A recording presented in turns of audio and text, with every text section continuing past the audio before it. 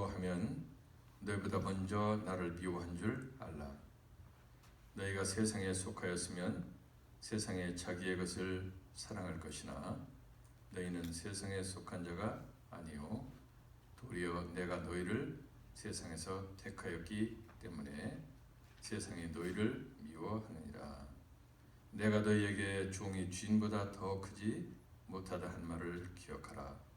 사람들이 나를 박해하였은즉 너희도 박해할 것이요 내 말을 지켰은즉 너희 말도 지킬 것이라. 그러나 사람들이 내 이름으로 말미암아 이 모든 일을 너희에게 하리니 이는 나를 보내신 이를 알지 못함이라. 내가 와서 그들에게 말하지 아니하였더라면 죄가 없었으려니와 지금은 그 죄를 핑계할 수 없느니라. 나를 미워하는 자는 또 내 아버지를 미워하느니라. 내가 아무도 못한 일을 그들 중에서 하지 아니하였더라면 그들에게 죄가 없었으려니와 지금은 그들이 나와 내 아버지를 보았고 또 미워하였도다.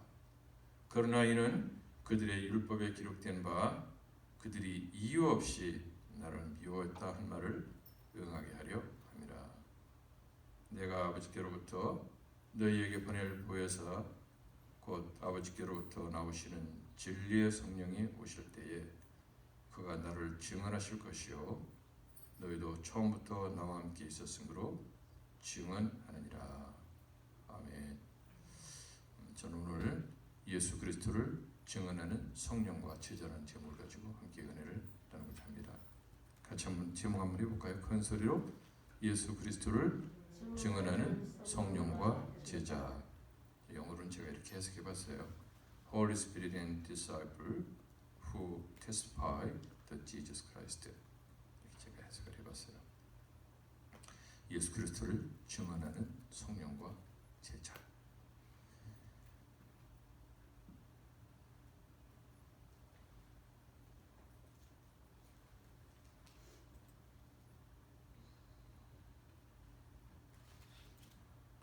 오늘 첫 말씀부터 18절 말씀부터 이런 말씀이 나와요. 세상에 대해서 이렇게 언급을 하시고 계신 것을 우리가 볼 수 있습니다.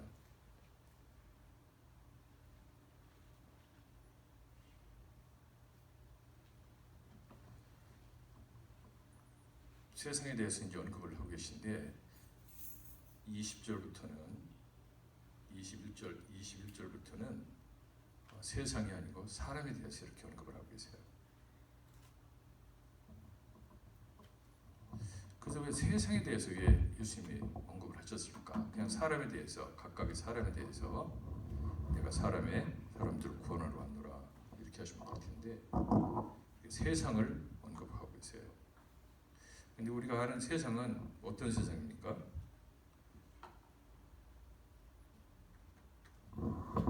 우리가 아는 세상은 사람이 살고 있는 이 땅을 보통 세상이라고 그렇게 얘기하죠. 근데 저기 우주에 있는 수금이라든지 달이라든지 목성이라든지 천왕성이라든지 이런 것들은 우리가 세상이라고 표현을 않습니다. 사람이 거하는 곳, 그것을 이제 세상이라고 이렇게 우리가 이제 알고 있어요. 그런데 그 세상이 우리를 미워한다는 것입니다. 여기서 우리는 당연히 그 당시 제자들한테 말씀드리는 거죠. 6월절 성만찬이 계속 이어지는 거죠. 예수님이 해받으시기 전에. 특별히 다른 제자들이 없었어요. 여러 제자들하고 지금 말씀을 나누시는 겁니다. 이 제자들한테 예수님이 세상의 너희를 미워할 거다 이렇게 말씀을 꺼내시고 계십니다. 그런데 방금 전에는 그렇게 말씀을 하셨어요. 너희가 내 안에 거이고 내 말이 너희 안에 거이면 너희가 무엇인지 원하는 대로 구해라. 그러면 행할 것이다. 이렇게 굉장히 긍정적인 말씀을 해주셨습니다. 그러시면서 서로 사랑해야 된다. 서로 사랑하면은 너희가 내 안에 구할 수 있고 내가 너희 안에 구할 수 있다. 이렇게 굉장히 긍정적인 말씀을 하셨는데 갑자기 이렇게 부정적인 얘기를 하세요. 여기 18절부터 27절까지의 이 미워라는 단어가 몇 번 나오냐면 7번이나 나와요.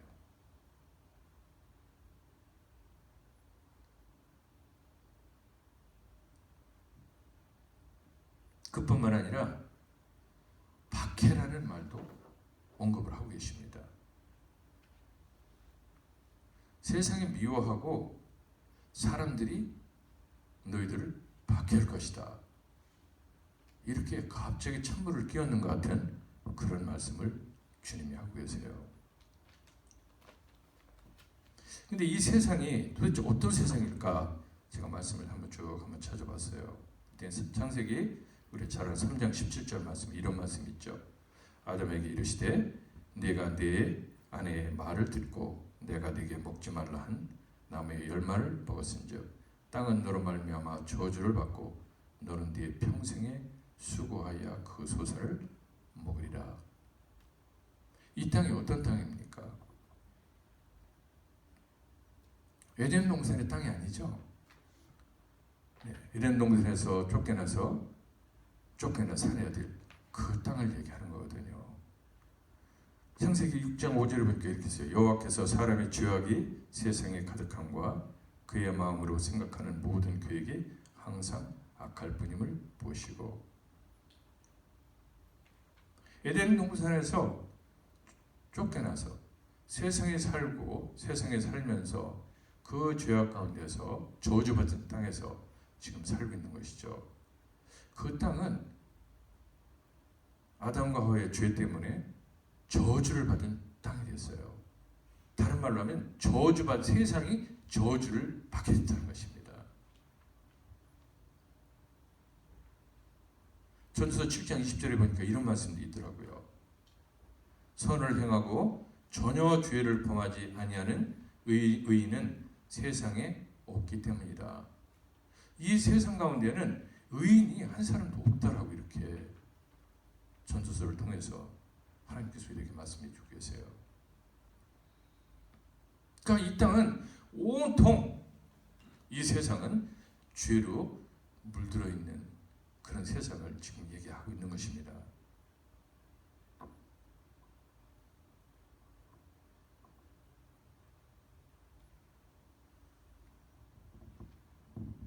그 세상 가운데서 저와 여러분이 예수 그리스도의 제자들이 미움을 받을 거라는 거예요. 그 세상에는, 우리가 보는 세상에는 자연도 있고 여러 가지 것들이 있죠. 근데 그 자연이 우리를 미워할까요? 아니죠.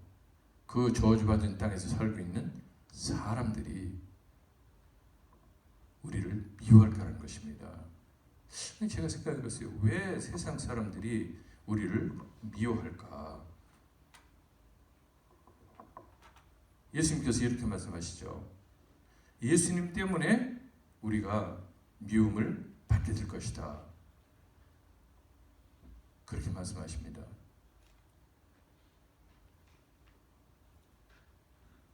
예수님이 세상에서 박해를 받았는데 그 박해를 받은 것처럼 너희도 박해를 받고 미움을 받을 것이다. 이렇게 말씀하십니다. 그러면서 이렇게 말씀하세요.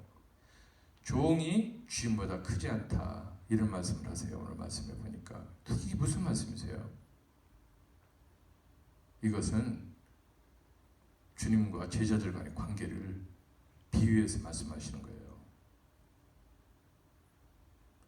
주님이 이 땅에서 이 세상으로부터 박해를 받고 죽임을 받고 미움을 받고 죽임을 받을 것인데 주인이 그랬는데 그 주인을 섬기는 종이야. 더 말할 것도 없다. 이렇게 말씀을 하시는 것입니다. 아마 이때까지만 해도 제자들은 그렇게 심각하게 생각하지 않았을 거예요. 이제까지 주님하고 3년 동안 공생의 기간 지내시는 동안에 예수님께서 숱한 위협은 받았어요. 유대인들로부터. 숱한 위협은 받았지만 채찍을 맞은 것도 아니고 돌에 맞은 것도 아니고 그저 욕을 먹었다 뿐이죠.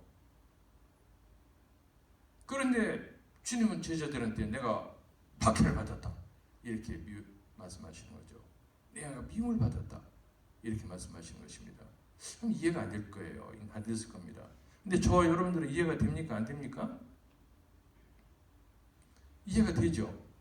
우리는 다 알고 있어요.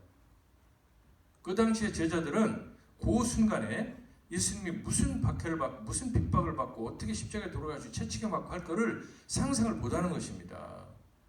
그냥 돌아가신다니까 죽으시는 보다 이렇게 생각하지 정말 그렇게 처참하게 모욕을 당하고 돌아가실 거라는 상상을 못했을 거예요. 그런데 저와 여러분은 다 알고 있습니다. 지금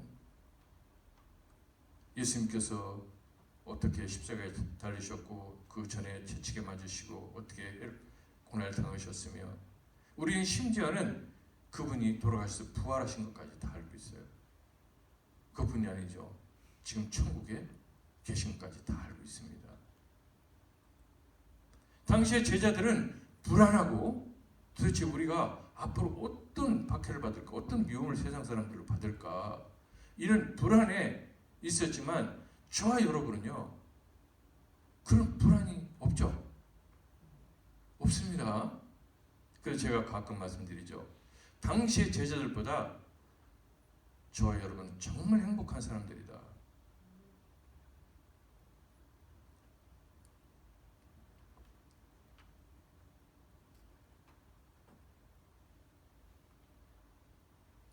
히브리서 9장 26절에 보니까 이런 말씀이 있더라고요. 그리하면 그가 세상을 창조한 때부터 자주 고난을 받았어야 할 것이로되 이제 자기를 단번에 제물로 드려 죄를 없이 하시려고 세상 끝에 나타나셨느니라. 오늘 주제는 죄입니다. 죄 때문에 죄 문제를 해결하기 위해서 예수님이 이 땅에 오셨고 그것 때문에 박해를 받으신다는 거예요.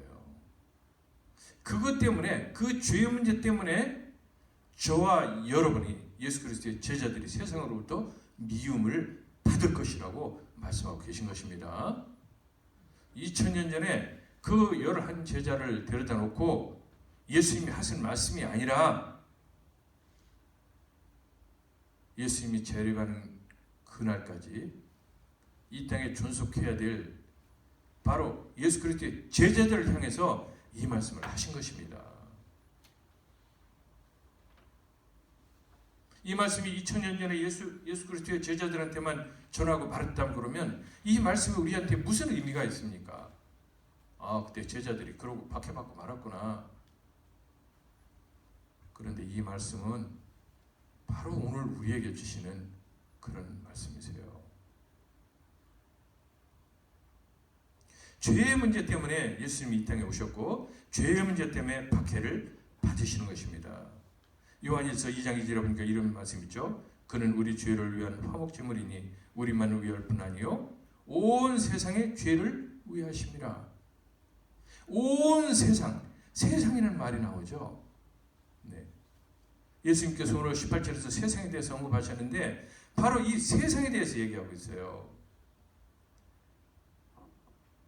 세상의 모든 죄, 이 세상에 창궐하게 된 그 죄 때문에 그 죄를 해결하는 그 문제 때문에 예수님이 이 땅에 오셨더라고 성경은 이렇게 반복해서 우리한테 말씀을 해 주시고 있습니다.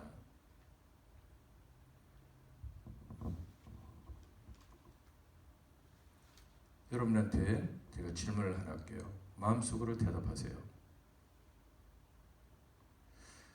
지금까지 수십 년 동안 어떤 분은 40년 이상 넘게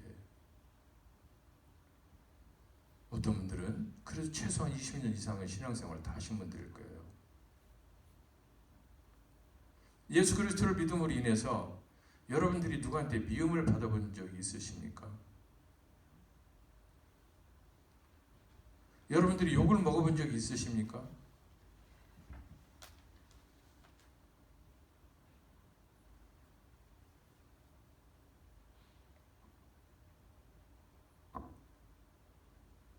저는 참 주님이 참 사랑하셔서 그랬는지 그렇게 노방전도도 많이 하고 이렇게 했지만 한 번 딱 제가 그 싫은 얘기를 들었던 것 같아요. 제가 선교사 그 훈련을 받을 때 제가 이제 직장 다닐 때예요. 제가 공무원 생활할 때 그때 6개월 선교사 훈련을 받는데 그 훈련 코스에 30명을 전도했다는 서명을 받아와야 그 선교사 훈련 과정이 마쳐집니다. 근데 집 주위에 가족들 다 받아도 어떻게 30명이 되겠어요? 그러니까 주님이 가르쳐 주신 대로 2명씩 짝을 지어서 서울역에도 보내고 한강 코스도 보내고 이렇게 보내요. 그리고 저는 이제 다른 분하고 같이 한강 고수부지에 가서 전도를 하겠다. 그래서 몇 번 가서 이제 그 전도를 하는데 하루는 아주 말짱하게 아주 이쁘게 잘 차려 입으신 분이 다가오시더라고. 여자분이. 그래서 아주 지적으로 생기셨고 그래서 우리가 전도하면 반응이 좋겠다. 그래서 가서 전도했더니 뭐라고 하냐면 또 여기서 하네. 저기서도 하더니 또 하네. 이러면서 그냥 가버리더라고. 됐다고. 제 기억에는 아마 그 뿌리침을 받았던 것이 제가 사람들한테 전도하고 할 때 아마 받았던 그 기억밖에는 저는 없어요. 그래서 가끔 제가 이런 말씀 제자들이 미움받고 순교하고 있다는 이런 말씀을 읽을 때마다 좀 부끄러움이 참 많습니다. 한편으로는 주님께 감사하기도 하죠. 주님께서 제가 이렇게 연약했었구나. 제가 미움받고 세상으로 또 박해받으면은 혹시나 주님의 품 안에서 도망갈까 싶어서 이기지 못하고 그래서 그런 과정을 거치지 않았나 보다. 이렇게 주님께 감사도 하지만 한편으로 생각하면은 정말 내가 구원해야 될 영혼한테 다가가서 제가 주님의 복음을 전했는지 하는 그런 생각도 해봅니다. 근데 저를 10년 동안 전도했던 수많은 사람들이 있었는데 그분들은 저한테 제가 얼굴 붉히는 거를 여러 번 봤어요. 제발 저한테 전도 좀 하지 마라. 나는 다른 종교를 믿으니까 니나 잘 믿어. 이런 식으로 막 같이 논쟁을 하고 참으로 여러 번 있었습니다. 한 장면은 저한테 그런 얘기를 하더라고요. 답답해서 그랬는데 지금은 제가 이해합니다. 언젠가는 예수님을 믿으실 겁니다. 그리고 언젠가는 이해를 하실 것입니다. 이러고 논쟁을 마치시더라고요. 수십 년이 지났는데도 지금도 그 말이 뚜렷하게 저한테 와 닿습니다. 그렇습니다. 제가 그렇게 여러 사람들한테 예수 안 믿는다고 했는데도 불구하고 예수 믿는 사람들은 집요하게 저한테 다가와서 복음을 전했어요. 얼마나 지금 생각하면 제가 생각해도 얼마나 화가 났을까? 답답했을까? 화보다 답답했을까? 왜 그 이해를 못할까?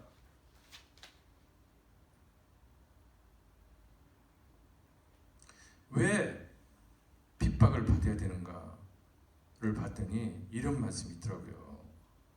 세상이 무지해서 그렇답니다. 세상이 무지하기 때문에 예수 믿는 사람들을 핍박하고 예수 그리스도를 전하는 복음을 전하는 사람들을 핍박한다는 거예요. 뭐에 대해서 무지합니까? 하나님에 대해서 무지한 거죠. 하나님의 그 계획에 대해서 모르는 것입니다.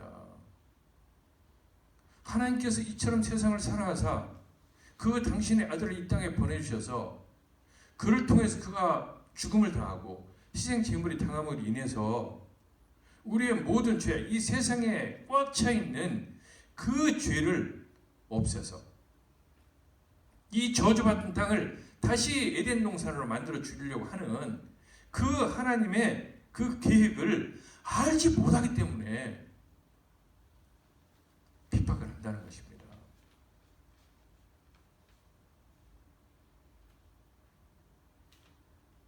우리도 그렇지 않습니까? 지금 잘 지내고 있는데 누가 옆에 와서 자꾸 다른 거 하자고 그래. 귀찮잖아요? 자꾸 권하면 어떻게 됩니까? 나중에 승질나 버리죠.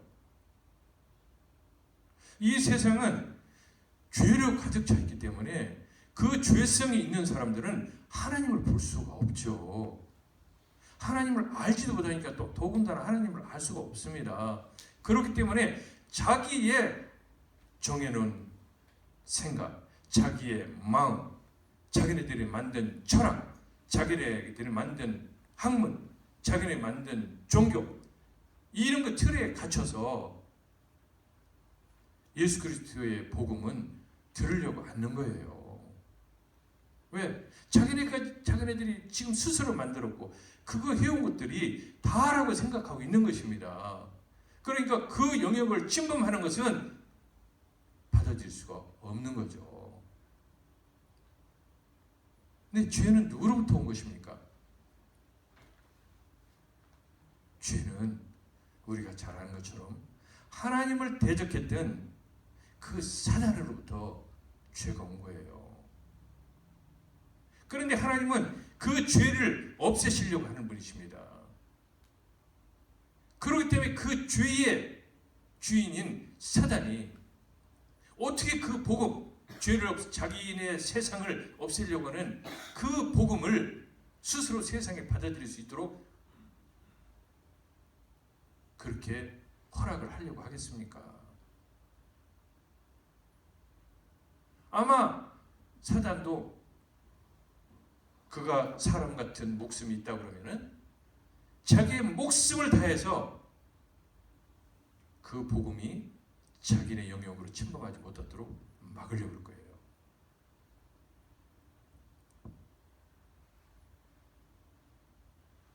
예수 그리스도의 복음은 바로 그겁니다. 세상 사람들의 무지를 깨우쳐 주는 거예요.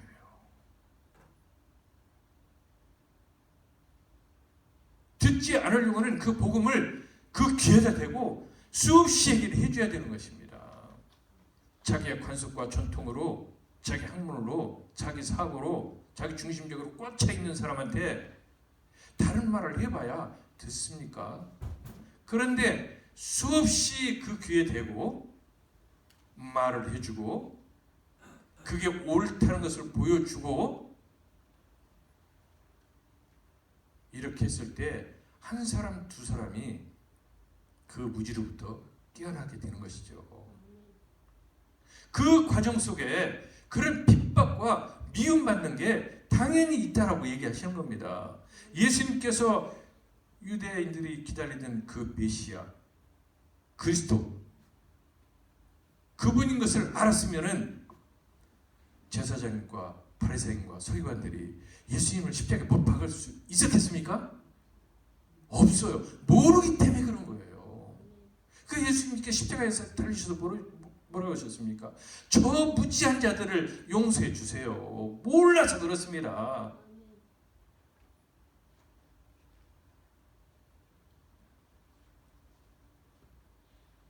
여러분들은 정말 똑똑한 분들이에요. 이제 똑똑해진 거죠.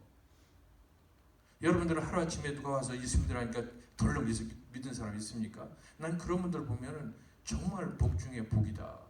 어떻게 하나님 그분을 사랑하셨으면 그렇게 복음을 듣자마자 예수 믿겠습니까? 이럴 수 있을까?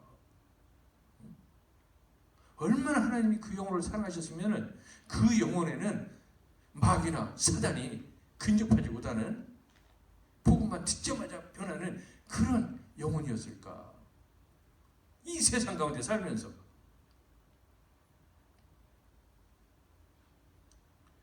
그런데 대부분의 분들은 집요한 어떤 분들의 복음 전하는 것, 이런 것들 때문에 간절함, 이런 것 때문에 예수를 믿은 줄 저는 믿습니다.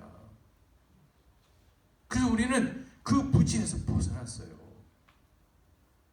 이제는 그 복음이 뭔지를 알기 때문에 예수 그리스도를 주님이라고 부르고, 오늘 이렇게 추운 영하 24도가 되는 이날 그 추위를 뚫고 이 자리에 와 계신 줄 믿습니다.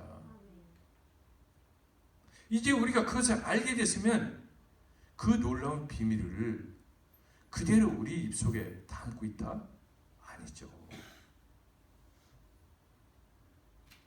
예수님을 온전히 만난 사람들은 예수 그리스도를 전하지 않고는 못 베기는 그런 마음에 감동이 있었던 걸 여러분들 다 기억하실 겁니다. 혹시 아직도 그런 감동이 없습니까? 그러면 아직 예수님에 대한 것을 아직 잘 모르는 거예요. 확실하게. 하나님이 어떤 분이시고 예수님이 어떤 분이라는 걸 확실히 알면은 그냥 있을 수가 없어요. 응? 엄마, 아버지 그냥 놔둘 수가 없다니까. 옆에 있는 친구 그냥 놔둘 수가 없어요. 특히 내가 친한 친구는 그냥 놔둘 수가 없습니다. 왜? 아니, 오늘 죽을지 내일 죽을지 모르잖아, 이 인생이.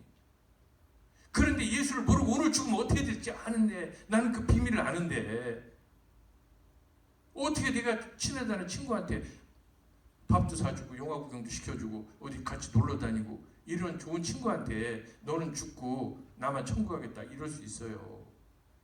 나를 키워주고 해주신 어머니 아버지한테 효도한다고 가서 별거 다 해드리는데 그거 비교할 수 없는 그분들의 영혼이 어디로 갈 걸 알고 있는데 어떻게 밥이 넘어갑니까? 어떻게 그분들한테 그 복음을 전하지 않을 수가 있습니까?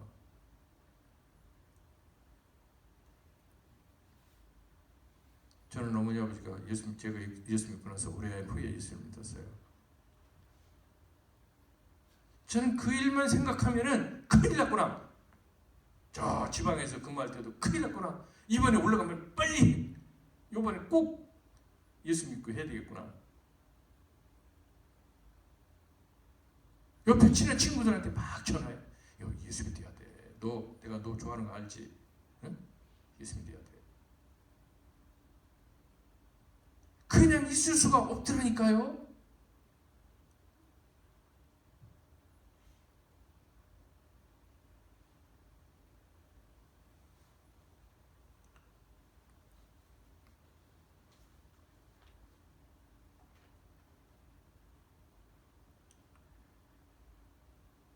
교회를 이렇게 이 추운 날 교회에 나와서 같이 예배보고 하나님을 찬양하는 것도 큰 의미가 있어요. 교회를 지키고 그래야 많은 사람들이 이 교회에 와서 또 예배를 같이 볼 수 있고 같이 하나님의 그 사랑을 나눌 수 있고 중요하죠. 그런데 우리에게는 더 중요한 게 있습니다. 여러분들이 세상으로부터 미움을 좀 받으셔야 돼요.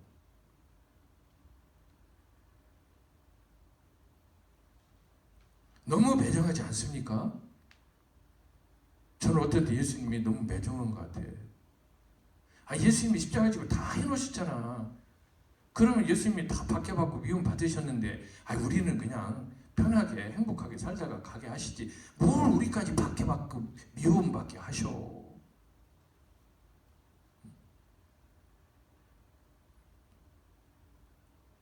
그런데 그렇게 하는 이유가 우리한테 하나님으로부터 칭찬받게 하려고, 하나님으로부터 복을 받게 하려고 그렇게 하신다는 거예요. 그냥 영혼의 구원받고 마는 게 아니라 하나님으로부터 칭찬받고 이 세상 살면서도 하나님이 주시는 그 구원의 복에 감사해서 감동으로 살게 하시려고 하는 그 감동을 맛보게 하기 위해서 그렇게 하신다는 것입니다. 그 이 세상 사람들이 그 죄에 대해서 아무것도 모를 때 예수님이 오셔서 놀라운 일들을 많이 보여주셨다고 예수님이 오늘 말씀하고 계시잖아요. 예수님이 오시기 전에는 하나님 아버지께서 이렇게 생각하셨다는 거예요. 아, 잘 몰라. 뭔지 잘 몰라. 그러니까 죄를 판치고 저래. 이러셨다는 것입니다. 그런데 예수님께서 오셔서 하나님이 어떤 분이고 복음이 뭔지를 분명히 보여주시는 일을 하셨다는 거예요. 그 일이 뭐죠? 권사님 엊그제 저하고 나눴던 요한복음 2장 예수님의 첫 기적이 뭐였었지? 물로 포도주를 만드는 것. 권사님이 저한테 이렇게 질문했어요. 왜 바로 안 하시고 그때 때가 안 됐다고 이렇게 말씀하셨냐? 예수님의 때는 예수님이 이렇게 하나님이 세상의 죄를 도말시키기 위해서 하나님께서 지금 계획하시고 계시다는 그 하나님을 알게 해주시는 기적을 보여줘야 되는데 아직 그때가 안 됐단 거예요. 그 말씀을 하시던 거예요. 그러니까 때가 되면 뭐 한다? 기적을 내가 보여주시겠다고 이렇게 말씀하시는 거예요. 그 기적을 통해서 뭘 한다? 하나님이 계시다는 걸 알려주는 거예요. 그리고 예수님은 아버지가 보낸 하나님이 보낸 메시아, 이 세상을 구원할 그리스도다. 그러니 나를 믿으면 죄 사함을 받고 하나님의 자녀가 돼서 영생할 수 있다. 하는 그것을 확실하게 보여주시는 그 일을 하시기 시작하는 때 그때부터 주님께서 어떻게 하셨습니까? 무리를 걸으시고 말씀으로 태풍을 천장케 하시고 죽은 자를 살리시고 중풍병 자를 일으키시고 소경에 눈을 뜨게 하시고 들리지 않은 자가 들리게 하시고 이제까지 역사 중에 어떤 사람도 행하지 못했던 그런 놀라운 수많은 하나님만이 할 수 있는 그런 기적을 보여주셨어요. 그래서 하나님이 계시다는 걸 알게 한 겁니다. 이제 사람들이 하나님이 계신 걸 알면은 그 죄 가운데 있어야 됩니까? 안 있어야 됩니까? 있으면 안 되죠. 왜? 하나님은 죄를 싫어하시는 분이니까. 그 하나님이 싫어하는 죄 가운데 있으면 하나님 앞에 갈 수가 없으니까. 그러니까 이제는 죄를 버려야죠.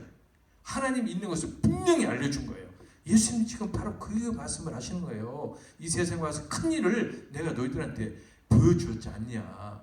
그러니까 이제 더 이상 세상 사람들이 내가 죄가 없다고 하면 안 된다. 죄가 있어서 그런 걸 보여주신 거예요. 하나님이 이 세상에 오신 것은 세상에 죄가 있다는 걸 알게 하기 위해서 하나님이 선연하셔서 오신 것이다. 그러면 그 순간부터 어떻게 됩니까? 아, 나는 죄인이었었구나. 그러니까 나는 죄 사함을 받지 않으면 하나님 앞에 갈 수가 없구나. 그거를 깨달는 겁니다. 이제 세상에 어떤 사람도 그것으로부터 벗어날 수가 없다는 거예요. 자, 이제는 어떻게 해야 됩니까? 그걸 알려줘야죠. 예수 그리스도가 이렇게 엄청난 이적과 기적을 일으키시고 부활하시고 승천하시고 다시 오실 것이란 이런 복음을 그 당시에 예수님의 제자들과 특별한 사람들만 알고 있었는데 세상이잖아요. 세상. 거기는 유대 사람들만 아니라 세상의 죄를 지고 가는 어린 양이잖아요. 그럼 세상이 그걸 알게 해야 되잖아요. 세상이 죄로 물들어 있는데 너는 죄인이야 가서 얘기하면은 세상 사람들이 뭐라고 반응한다고요? 무슨 소리하고 앉았어? 내가 무슨 죄를 졌어? 나 어렸을 때부터 나쁜 짓 않고 나 지금까지 부모한테 효도하고 내가 믿던 신 잘 섬기고 나 친구들하고 싸운 적도 없고 나 잘못한 거 하나도 없어. 근데 왜 내가 죄인이야? 근데 너는 보니까 너 술 엉터리였잖아. 대놓고 묻어주면 속으로 니나 잘해. 조금 더 강하게 하면 뭐하는 헛소리 하고 있어? 핍박하는 거예요. 조금 더 뭐라고 하면 어떻게 해? 저게 우리를 혼란시키네. 갔다가 잡아 죽이자. 제가 엊그제 교전에 그 어떤 한 목사님이, 지방의 목사님이, 여러분도 보셨을지도 몰라. 오늘 내가 그거 보여드리려고 하다가 오늘은 아니 다음 주 해야 되겠다. 내가 그랬어요. 왜? 다음 주 세계 선교 주일이거든. 응? 케냐인가 어디 그 아프리카 어딘데 그 목사님이라고 그래요. 목사님 가족 성도들하고 수많은 사람 어린애들까지 다 모여가지고 몽둥이로 반은 초중물 시켜. 그리고 그 위에다가 이제 못 일어나니까 그 위에다 나무를 덮고 불을 질러요. 이게 뜨거우니까 거기서 나와. 그럼 또 몽둥이로 패가지고 또 거기다 발로 밀어넣어. 정말 어리석지 않습니까? 아니 도망가지 왜 죽기는. 도망가가지고 저기 가서 또 복음을 전해야지. 왜 거기서 죽냐고. 여러분들, 그래서 예수 믿는 사람들은 세상에 보기에 참 바보 천치 같은 사람들이에요. 여러분들이 예수 그리스도를 전할 때도 마찬가지입니다. 그저 계속 욕먹으면서도 계속 그냥 끈질기게 그냥 달라붙어가지고 계속 예수 믿으라고 진절머리가 나. 아주. 왜 그렇게 합니까? 왜 그렇게 죽습니까? 우리는 알아요. 그 비밀을 알고 있습니다. 그들을 이렇게 깨우치지 않고는 그들이 돌아올 수 없다는 걸 아는 것입니다.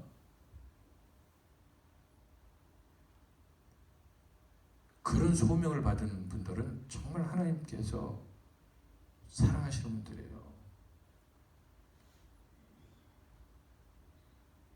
얼마나 그분들이 그렇게 하나님께서 사랑하시면은 그런 순교할 수 있는 그런 은혜를 내려주십니까?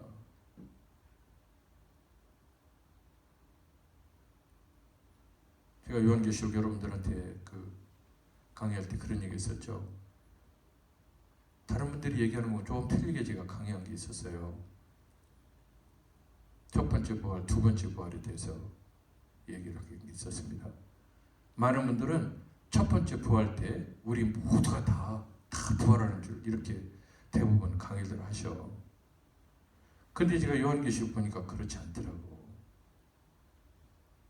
첫 번째 부활에 참여하시는 분들은 짐승의 표를 받지 않으려고 하다가 죽으신 분들, 예수를 믿다가 피를 흘리시고 순교하신 분들, 그분들을 첫 번째 부활에 참여하게 하시고 계시더라고요.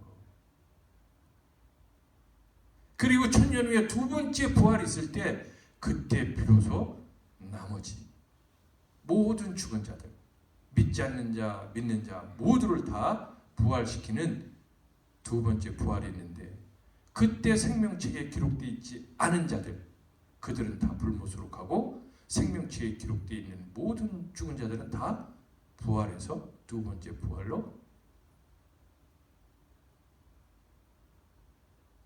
하나님 나라에 가게 되는 거죠.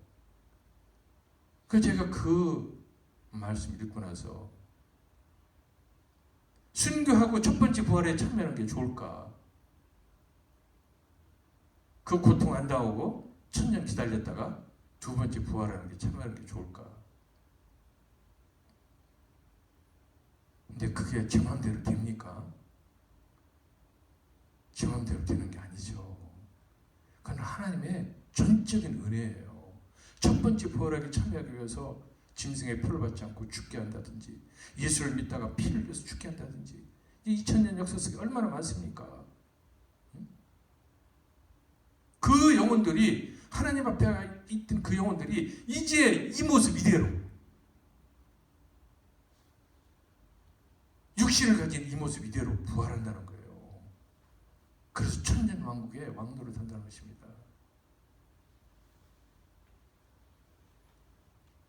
저는 그래서 하나님께서 저를 사랑하는 저에 대한 그릇도 하시나 봐.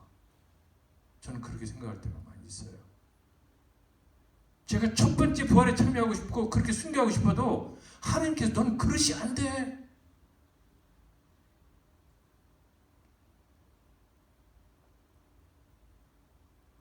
우리가 그렇게는 할 수 없을지 모르지만 예수님을 복음을 전하기 위해서 우리가 열심을 낼 수는 있다라고 저는 봅니다.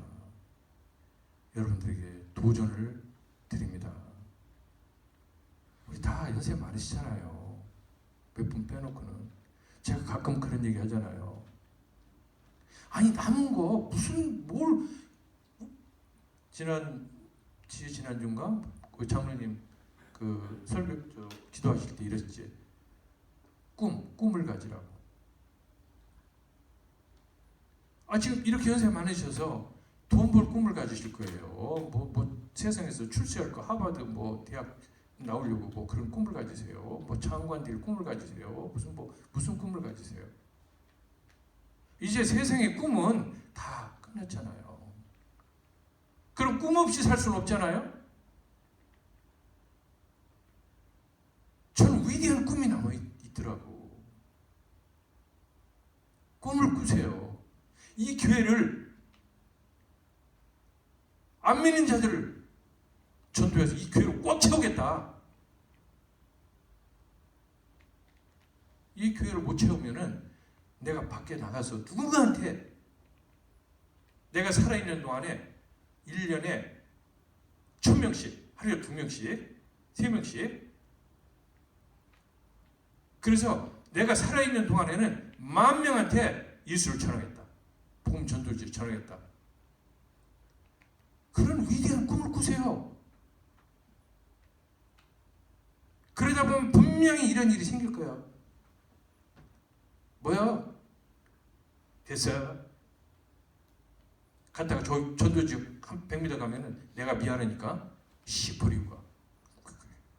그거 볼 열나지. 열날 필요 없어요. 그게 미워하고 박해 중에 하나야. 당연히 그렇게 된다고 했어요. 그러니까 그걸 봐도 웃을 수 있어. 와서 한 대 딱 때려도 웃을 수 있어. 이게 그렇구나. 이게 진짜 예수님이 말씀하신 대로 예수 그리스도의 복음을 전하려고 했더니 이게 진짜 현실로 나타나는구나. 예수님이 말씀하신 게 진짜네. 내가 이제 진짜 그 속에 들어가 있네. 이런 웃을 수 있잖아요. 옛날에 나 그 얘기 많이 들었어. 예수 믿는 사람들이 그냥 바가지로 물을 확 뿌려도 웃는다는 거예요. 예수 전도하던 사람들이 비법받아도 왜 그런가 했더니 이 말씀 속에 있더라고. 다 아시는 거야 말씀을. 예수 전하다가 보면은 비법받고 미움받는다. 당연히 아는 거예요.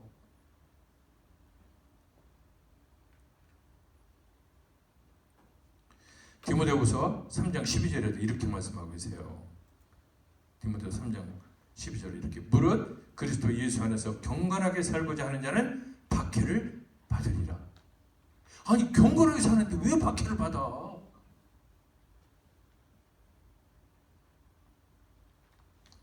세상은요, 이 세상은 아직도 주님이 재림하실 때까지는 이 세상은 그 죄를 만들려고 하는 사탄이 원수마귀가 들끓고 다녀요. 우는 사자같이 다닌다고 했잖아요. 그렇기 때문에 자기 세상을 뭉개려고 하는 그리스도인들을 그냥 놔두려고 안 해요.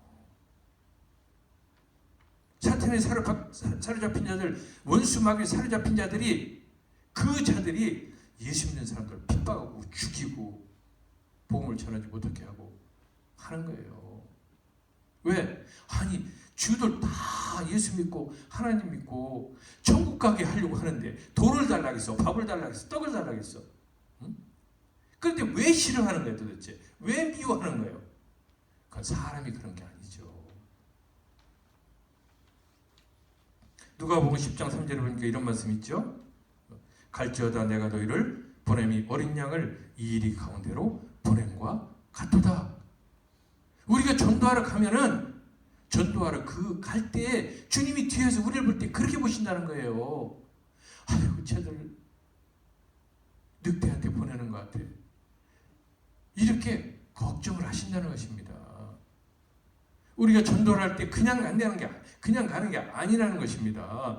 뒤에 주님이 이렇게 안타까운 눈으로 보시고 계시다는 거예요.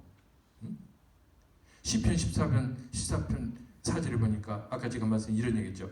죄악을 행하는 자는 다 무지하냐. 그들이 떡 먹듯이 내 백성을 먹으면서 여호와를 부르지 아니하는도다. 너무 무지해서 하나님의 백성들을 떡 먹듯이 그냥 주물르고 그냥 못 살게 굴고 이런다는 것입니다. 시편 기자가 벌써 예수님 오시기 전에 이 세상에 오시기 전에 하나님의 뜻을 그렇게 다 세상에 알려주었어요. 시편 35편 19절에 보니까 부당하게 나의 원수된 자가 나로 말미암아 기뻐하지 못하게 하시며 까닭없이 나를 미워하는 자들이 서로 눈짓하지 못하게 하소서. 까닭없이 비방한다는 거예요. 하나님 믿는 사람들을 괜히 까닭없이 미워한다는 겁니다. 특별한 이유도 없어. 까닭없이 미워하는 거야. 지구들 잘 살게 해주려고 하는데, 영혼의 생명 얻게 해주려고 하는데 괜히 미워하는 거야. 이게 영적인 싸움이라고 그래요.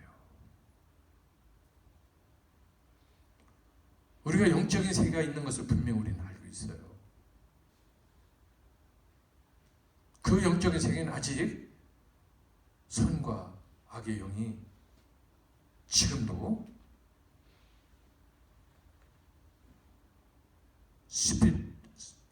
영적인 싸움이 일어나고 있어요.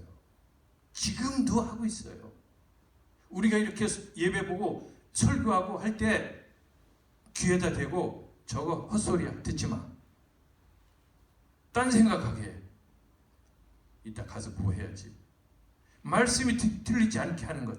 이런 것들이 다 보이지 않는 것들의 세력이 우리를 사로잡고 있는 거예요. 아직 기도했는데 아직 응답 못 받으신 분도 있습니까? 왜 하나님께서 다 응답을 해주시겠다고 약속하셨는데 예수님께서 왜 응답이 안 오겠습니까? 첫 번째는 내 욕심대로 구하면은 응답을 안 해주신다고 했어요. 두 번째는 아직 내 기도를 방해하고 있는 것들이 있어. 하나님은 이미 기도에 응답을 해주셨는데 그 기도에 응답을 못하게 공중에서 잡고 있는 영적인 세력들이, 악의 세력들이 있어요. 그렇기 때문에 우리가 끊임없이 기도하면은 그 악의 진을 물리치고 기도가 언젠가는 반드시 되오게 됩니다. 그런데 중간에 하나가 말면은 그 진을 깨부술 수가 없어요. 우리 교회 여러분들도 그런 생각을 할 거예요.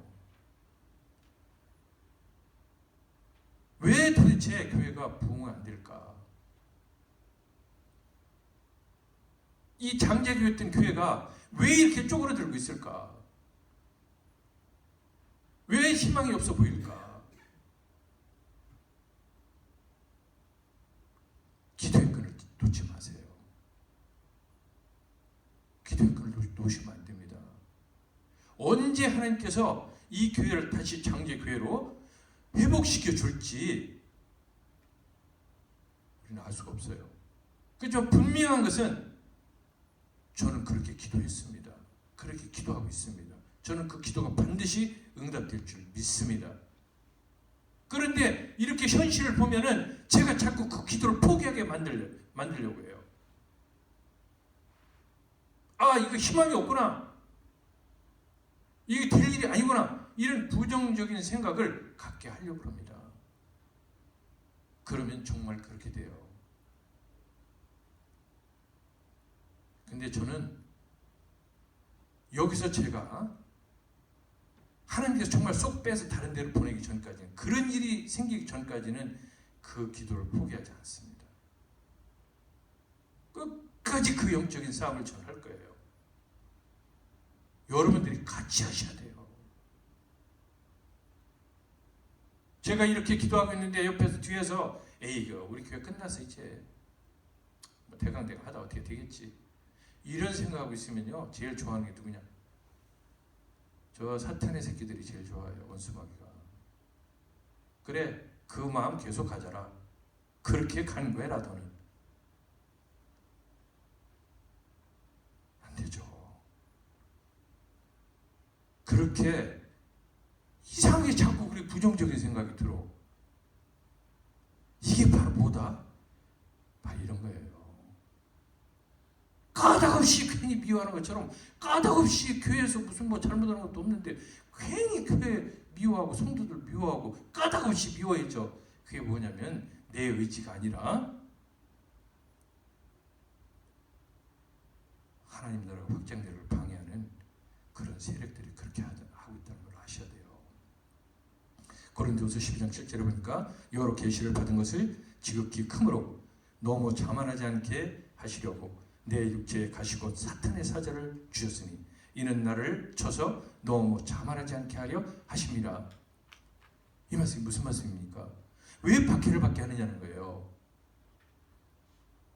사도 바울 선생님 같은, 베드로 같은, 요한 같은 12 제자 같이 죽은 자도 살리고 안진병도 일으키고 소경이 눈을 뜨게 하고, 이게 평생 계속 그것만 이루어지면요, 한국에 어떤 분 있었죠? 박뭐뭐 하시는 분. 응? 제가 어렸을 때 70년대 그 얘기 들어보니까 부흥회 할 때 그분 그 장로님 와서 설교하면은 뼈가 부러졌던 것도 붙었다고 하더라고, 그 자리에서. 그래가지고 가만히로 은가락지 금가락지가 가만히로 나왔대요. 걷었대. 그런데 어느 날 이상하게 빠져가지고 응? 지가 하나님이라고. 그래가지고 지가 하나님 노릇하고 있어요.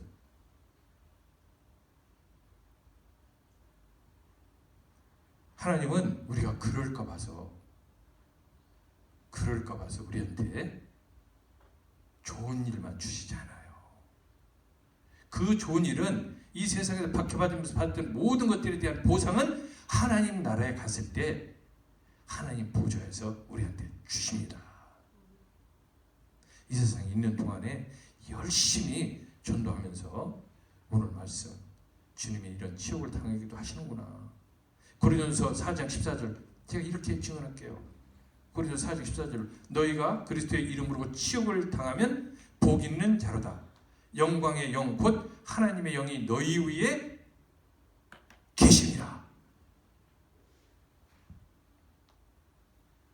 하나님의 영이 우리한테 있지 않으면은 사탄이 우리한테 와서 괴롭히진 않아요. 원수마귀가 괴롭히진 않습니다. 왜? 집합이거든. 하나님의 영이 없는 자들은 다 집합이에요. 언제든지. 그렇기 때문에 와서 근달릴 필요가 없어요. 그런데 하나님의 영이 함께 있는 우리한테는 와서 자꾸 집적거려. 응? 자꾸 집적거려요. 까닭없이 넘어져가지고 그냥 손이 이렇게 몇 주씩. 물론 제가 실수한 것도 있지만 까닭없이 넘어진 거요. 괜히. 그러면은 에이 어떤 사람 목사가 재수없게 넘어져서 손 다쳤네. 저는 하나님께 감사했어요. 이상하게 저는 고난주간만 다가오면 있죠. 징크스가 하나 있어. 어디가 부러지든지 뭔 일이 생겨. 근데 어느 날 깨달았어요. 아, 주님이 그래도 조금이라도 나의 고난이 어떤가를 네가 좀 맛을 봐라. 나하고 같이 가자. 그래서 그 흔적을 조금씩 남겨주시려고 하는 거 아닌가. 어? 이빨 부러졌을 때도 있어요.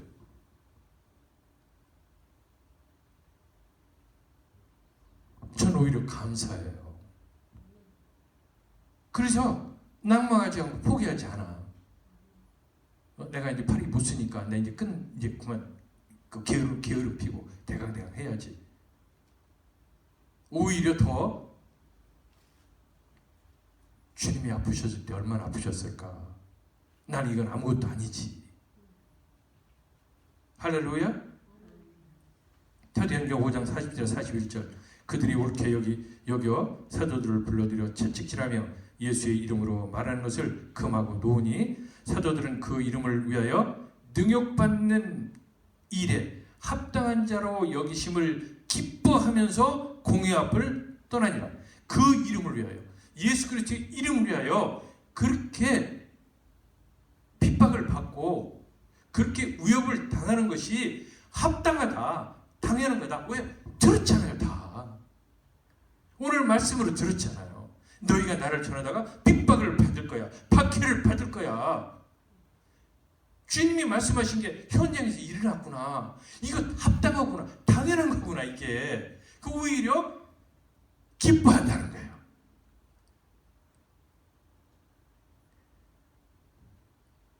이 믿음을 우리가 갖기를 예수 그리스도 이름으로 축원합니다. 예수님께서 오늘 이렇게 말씀하세요. 26절, 27절에 이제 마지막 정리를 할게요. 보혜사 성령님이 이 세상에 오셔서 예수 그리스도가 누군지, 예수님이 누군지를 증언하신다고 이렇게 말씀하고 계셔. 아니 제자들한테 증언하라고 지금 하고 있는 거 아니야?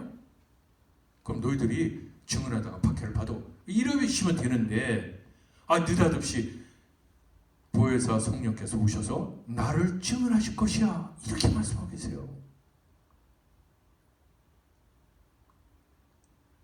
놀라운 이 메시지예요. 여러분들, 성부, 성자, 성령님은 하나님 중에 한 분이시죠. 예수님이 이 땅에 오셔서 십자가에 못 박히시면서 박해와 핍박을 받으시고 돌아가셨죠. 그런데 그 일을 하러 하나님이 다시 오신다는 것입니다.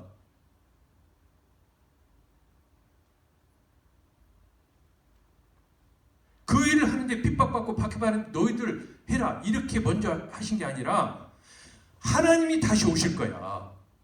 그 일을 핍박받고 박해받으러 하나님이 다시 오실 거야. 내 대신 다시 오실 거야. 이 말씀 하시고 계신 거예요. 예수님 증언하는데 박해받고 미움받는다고 분명히 얘기하셨죠.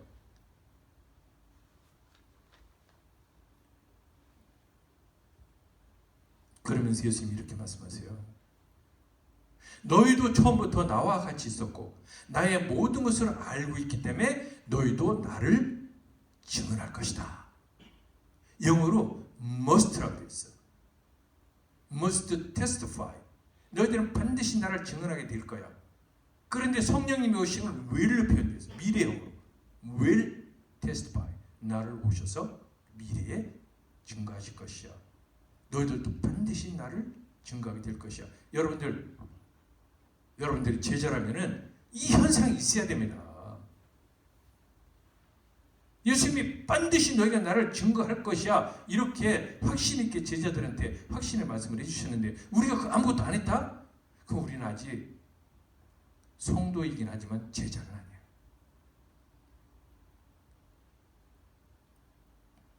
그렇게 말씀하신 대로 보혜 성령님이 진짜 오셨습니까? 사도행전 1장 8절에 보니까 뭐라고 되어 있어요? 예루살렘에 떨어지지 말고 내가 약속한 성령이 올 때까지 기다려라.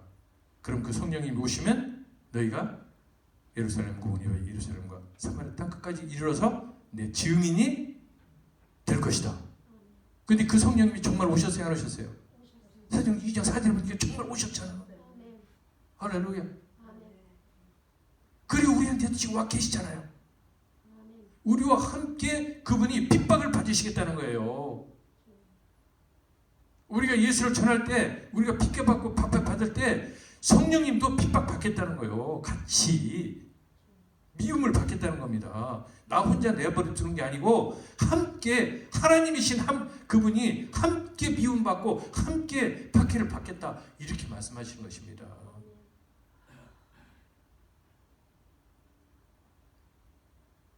그래서 우리는 힘을 낼 수 있는 거예요. 예수님이 우리를 그와 같이 벌어주시지 않으시고 다시 오신다고 했잖아요. 그 오시기 전까지 성령 하나님께서 우리한테 오셔서 우리가 예수 그리스도를 증언할 수 있게 해주시는 그 놀라운 축복을 우리한테 주셨는데 왜 우리가 안 씁니까? 우리 혼자가 아닌데.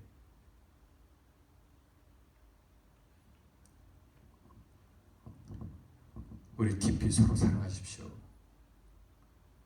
사랑해서 힘으로 같이 뭉쳐서 예수 그리스도를 전해야 됩니다. 그 장이, 그 뭉치게 하는 장이 이 예배당이에요. 이 교회예요. 모이기를 힘쓰세요.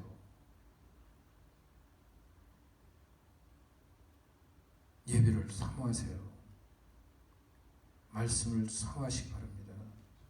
그거로 끝내지 말고 오늘부터 연습하세요. 한꺼번에 미움받으면은 겁나서 못해요. 그러니까 친구들 여기 없으면 한국에 전화해. 예수 안 믿는 친구들한테 전화해요.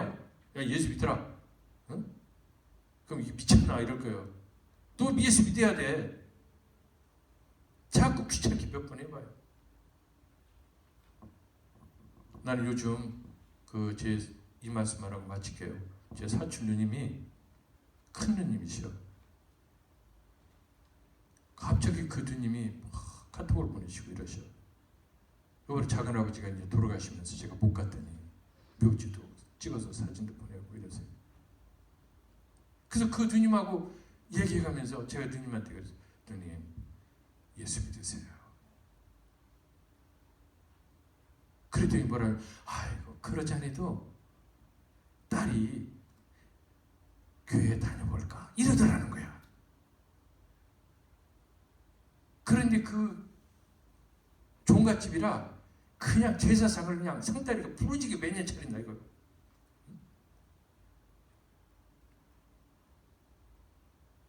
이렇게 하나님께서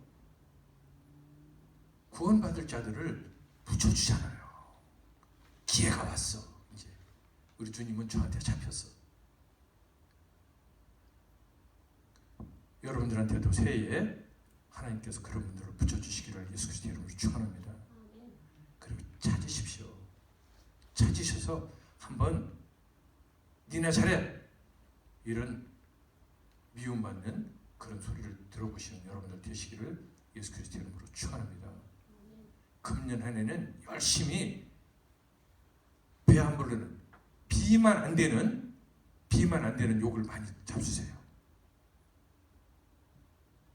예수님이 전하면서 미움받고 예수님 전한다고 그 욕하는 그 욕을 많이 받으시면은 살은 안 찌고 우리의 영혼의 살은 막 쪄갈 줄 믿습니다. 기도하겠습니다. 전능하시며 좋으신 아버지, 하나님께서 우리에게 이렇게 귀한 하나님의 자녀로서의 은혜를 주시고 또 영원한 소망도 주시고 이러셨는데 정말 우리가 말씀은 늘 보고 있지만 그대로 살지 못할 때가 너무나 많았습니다. 지금도 그렇습니다. 우리가 그것을 이 시간 고백합니다. 우리의 연약함을 아시는 전능하신 하나님, 우리가 하나님으로부터 칭찬받고 싶습니다. 우리 주님의 말씀대로 순종해서 살고 싶습니다. 우리의 영혼을 강하게 해주시고 우리의 마음과 생각도 강하게 하여 주시옵소서. 우리의 환경도 우리가 주님을 전할 수 있게 하여 주시옵소서. 주님을 전할 수 있는 그 장을 열어 주시옵소서. 우리가 스스로 찾아갈 수 있게 우리의 발길을 향하게 하여 주시옵소서. 우리에게 와신 성령 하나님 우리와 함께 계신데 우리가 뭘 두려워하겠습니까? 성령님 우리와 함께 계신 것을 믿습니다. 성령 하나님 이 시간에도 우리에게 충만하게 거하시면서 성령님이 이 땅에 오신 것 예수님을 증언하기 위해서 오셨다고 그랬는데 우리의 육신을, 우리의 생각과 마음을 성령님 사용하여 주시옵소서. 우리 주님 나사렛 예수 그리스도의 이름으로 기도드립니다. 아멘. 찬송가 135장을 같이 하도록 하겠습니다.